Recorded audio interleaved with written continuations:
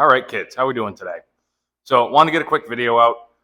This week is a crazy week. I just finished slaughtering a cow. The customer stayed, so I wasn't really going to film anything.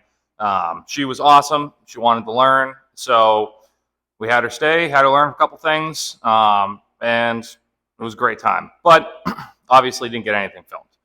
And then I've got a couple pigs that we're doing later in the week. I'm going to try and get some footage of that. I'm not sure if I'm gonna. So I definitely am gonna get this video out and hopefully another farm video this week. But today we're gonna do a walkthrough of the shop itself. I just got everything kind of picked up in here. It's still a bit of a mess, but it's cleaner than it usually is to put on video.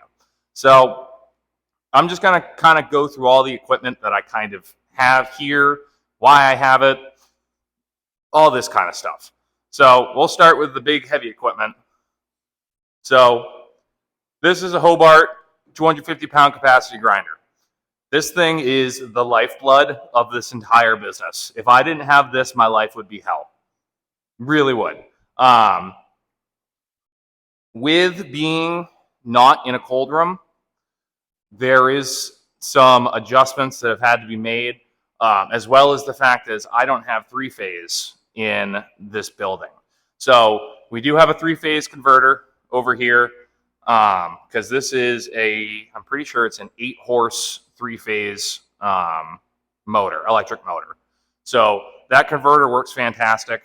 One of the ways we get around having issues with it is we add ice to our grind or a sausage and stuff like that. And what that does is when the worm and the head and everything is attached, when the blade and the plate are moving together and the blade is moving around the plate cutting the meat, what the ice does is it keeps everything chilled and makes it so the fat doesn't melt and it doesn't bind everything up. So this thing is great. And then we move on to our bandsaw. This is a Biro bandsaw. I forget what year it is, but it's old. It's real old. But it works like a champ. We originally got a three-phase converter, as you can see, and the motor on it was so old it was not compatible with a three-phase converter. So what we ended up doing is we bought I think it was a 1.5-horse electric motor from Tractor Supply. You can pick them up at Harbor Freight, I'm sure, and did a conversion kit on it. And if you want to see some redneck shit,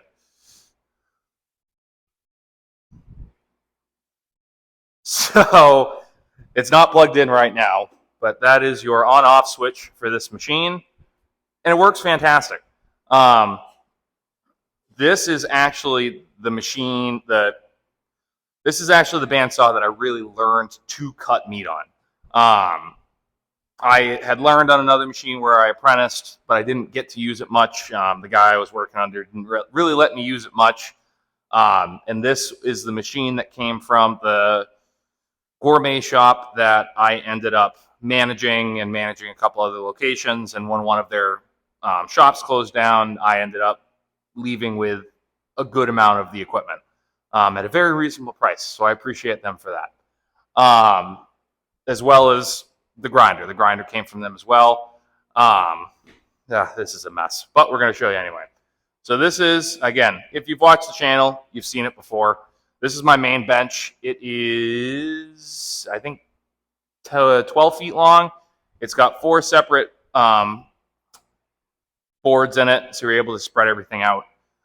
It works so well. I love it. I love it. I'm able to spread out if I need to, as well as if I'm doing cutting on one side, I can pack on the other, and it works really well. We'll stick over in this corner.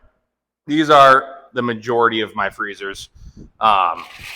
This is the only new freezer, and technically now it's not very new. It's a couple years old, but we bought this right before COVID happened, and everyone was panicked on freezers. So this is mostly storage. I store all of our grinder parts, back fat for mixing in with wild game, and as well as hog casings for making sausage. It's kind of just a catch-all, especially going into deer season when I'm going to be moving through a ton of animals. I'll stack crates in there that have different customers' deer in it. Because again, a deer is a lot more apt to fit in at least 1 or 2 crates, as opposed to if you're doing beef. They're going to take a whole freezer.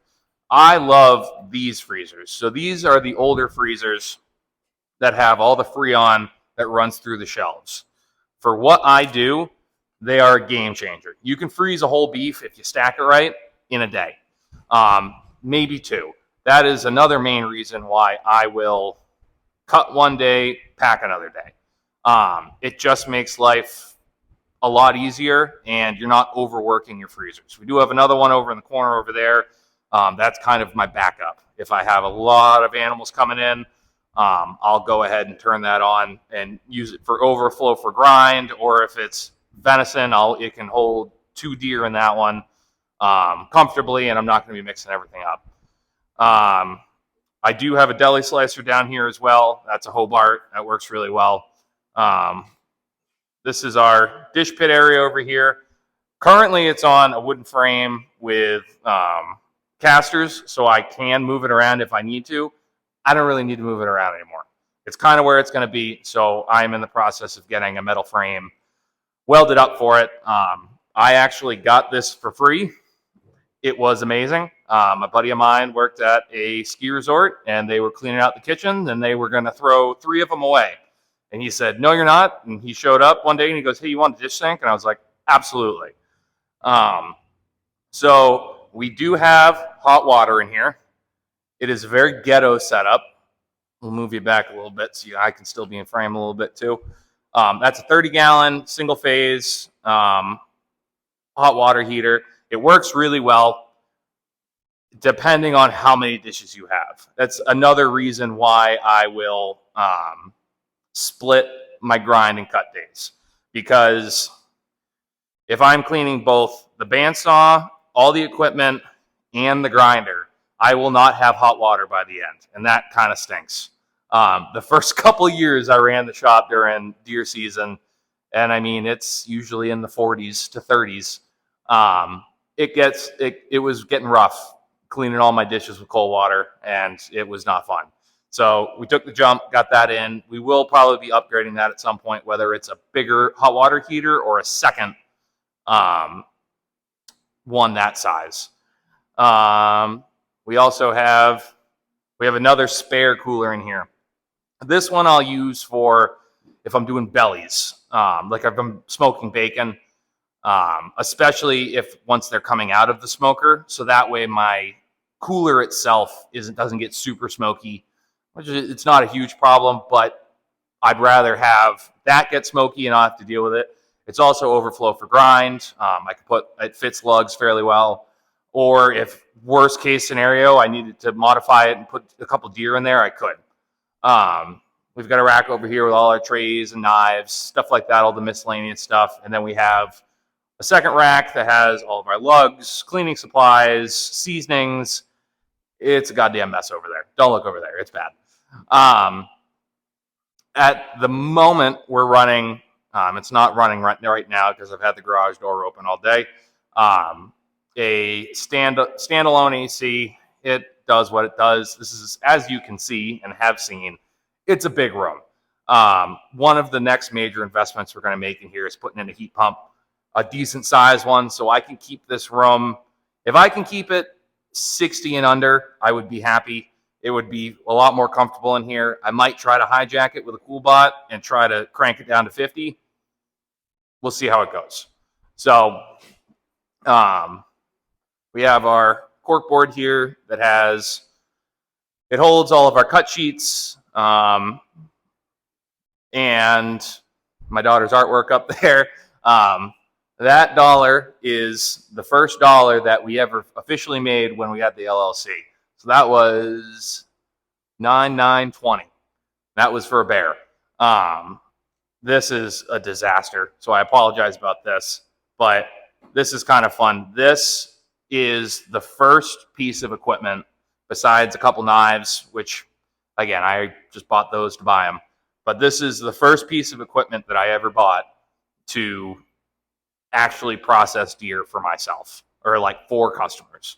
I bought it on clearance at Lowe's, and and I cut it down to fit this area, but I got it so I could literally show up to somebody's house, pull this out, slide it in the bed of the truck, and do everything I needed to do there. And it worked really well for me for a couple of years. When we were getting the shop set up, I knew I wanted a desk here. I didn't want to spend money on putting something here. I was just going to put a piece of plywood, and this was sitting over in the corner, and I went, you know what? That's pretty fitting. As well as, can't really see it, that chain. So that chain was where I used to do deer. Before I had a winch, before I had a shop, I had a bench in the corner that I would do what I could. I had a pulley system on hanging off the garage door, and we got it done. I did a bunch of deer like that. So it's one of those things, when the garage doors come down, which more than likely they will at some point, that will come down. But as it stands, it's kind of a nostalgia thing of like, yeah, it's pretty cool. While I was facing up, I did remember, we'll go ahead and talk about the winch. So I bought that winch off of Amazon, and I freaking love it. I think it's a 880 pound capacity. It's the one where you can hook it up and double it with a pulley. So that way you're able to get a little more weight. I don't put anything over 300 pounds. I think that's the most I've ever had on that. The way it's run is I have an 8-foot 4x4 that it's attached to with those chains that runs through the trusses, words, they're hard, in the ceiling. So it works fantastic, and it hasn't failed me yet, knock on wood. So I did forget the cryovac machine. So this is our cryovac machine. I love this thing. I need 3 more, but I love it. This is the VacMaster VP 220. So this is considered the maintenance-free version. There's no oil for the vacuum pump. And once you dial it in, it works very well. I will say I was running it wrong for a while. It malfunctioned. I got a hold of VacMaster customer service, and I cannot say enough how great they are. One of their service people was on the phone with me for about a half hour, talked me through disassembling the solenoids, cleaning them, talked me through what I actually needed to do as far as settings go that would work best for me. And since then, it's worked like a freaking dream. So I highly recommend this system. But if you are also doing the volume that I'm doing, buy a bigger one. Trust me on this. Learn from my mistakes. Not a mistake. It isn't. It's what I could afford at the time, and it's worked out really well. And also, no, I did not shoot that deer. Those are sheds I got from my buddy at the dump. I have my collection of casings. That goes back all the way to when I first started the shop. Some people think it's a little weird. I love it. Because, I mean, what is this? This goes back to, November of 2020. And that was a pig. Everything's marked, whether it's beef or pig, or beef or pork, lamb or goat. I didn't end up usually saving any of the 380 shells because they're long gone as soon as you shoot them.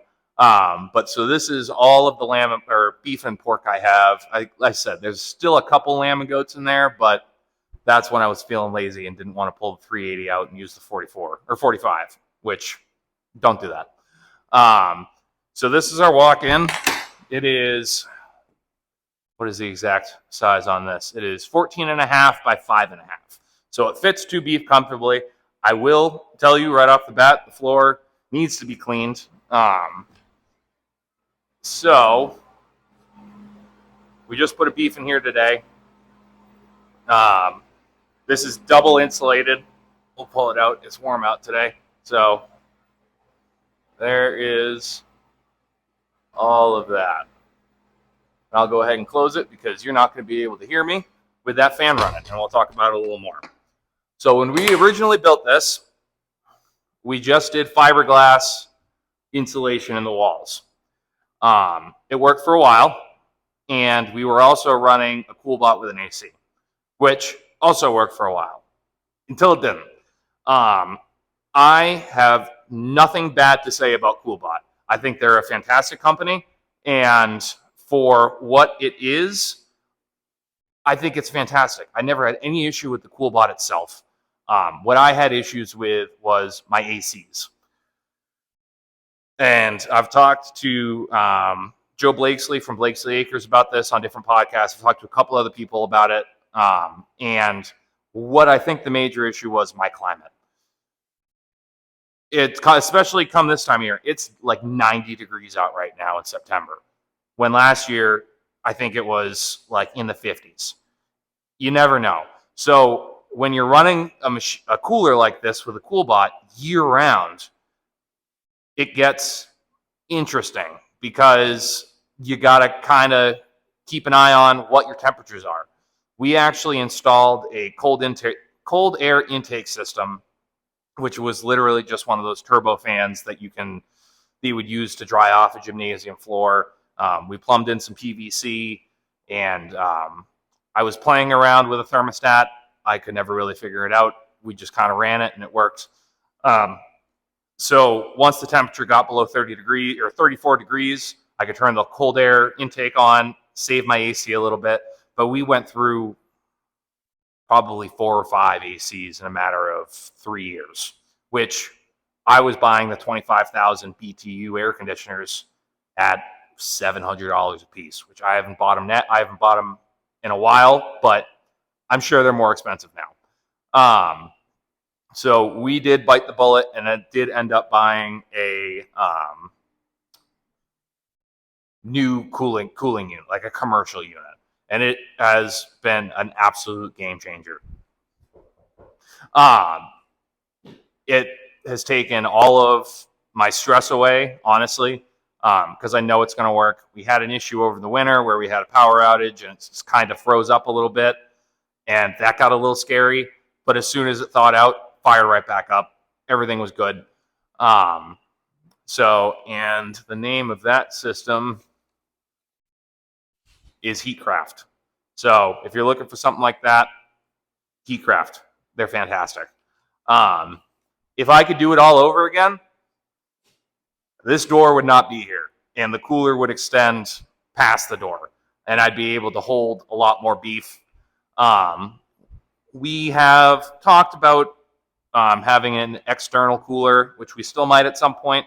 At the moment, I am as busy as I possibly can be. I am still the only person in here working, which is how I want it for right now. I don't need to be paying anyone. But yeah, if I could have made this double the size, I would have. Oh, and another fun story. So that is my first vanity plate I ever had on the first truck that I ever really bought. Like, not just whatever cheapo truck that I bought. It was the first truck I ever financed. When I worked at Hannaford, which is the grocery store, I was one of 2 assistants in there. And the manager called me Skippy and the other one Scooter. And it was just a funny nickname. It was what it was. And everyone called me that at the store. It just was kind of funny. So when I bought the truck, I was like, hey, I'm going to get Skippy on my license plate. That'll be great. Did it. Went and told my mom. And she goes, why? Why did you do that? I didn't think about the fact that no one outside of Hannaford called me Skippy. So I went through the entire life of that truck with every single person making fun of me for having the nickname Skippy.